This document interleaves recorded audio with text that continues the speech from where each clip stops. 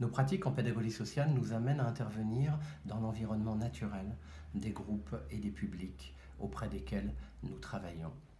Or, cet environnement est souvent extrêmement dégradé et les personnes qui peuvent venir sur nos ateliers parfois hallucinent. Elles ne savent tout simplement plus où elles sont quand elles participent par exemple à un atelier de rue dans un bidonville. Les images sont assez fantastiques, les décalages, les contrastes sont toujours complètement violents. Il y a quelque chose de nu, quelque chose de vrai dans la relation de la pédagogie sociale avec l'environnement. On travaille avec la réalité comme elle est, avec l'environnement tel qu'il est. On le prend comme un tout, on s'y adapte, on ne peut ni le discuter, ni le réfuter. On peut juste le modifier et l'améliorer. Cette attitude vis-à-vis de l'environnement est une attitude pragmatique, qui est celle des pédagogues sociaux et qui suppose qu'ils aient d'abord vaincu leur répugnance, qu'ils aient d'abord vaincu leur propre peur de l'environnement des autres, de l'hygiène des autres, de la manière de vivre des autres, de l'espace et de la place des autres. On pourrait ainsi dire que la pédagogie sociale est un véritable travail dans et sur l'environnement.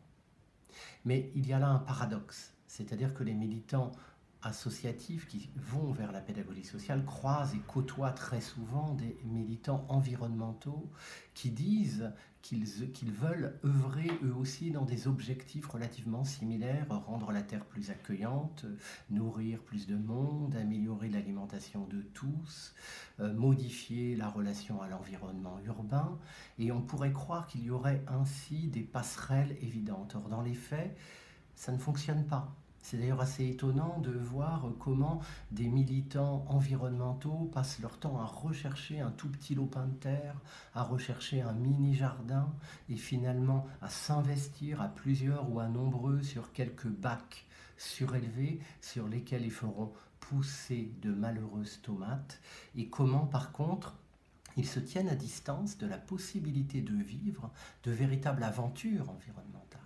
C'est-à-dire d'aller travailler là où on ne travaille plus, d'aller intervenir là où on n'intervient plus, et d'aller dans des environnements qui ont été et qui sont restés complètement en friche. Il y a comme une rupture de logique. Aujourd'hui, on nous vend de la conscience environnementale toute faite, c'est-à-dire d'abord normée par une forme d'idéal et d'autre part avec une espèce de morale sociale qui nous impose de faire du tout petit.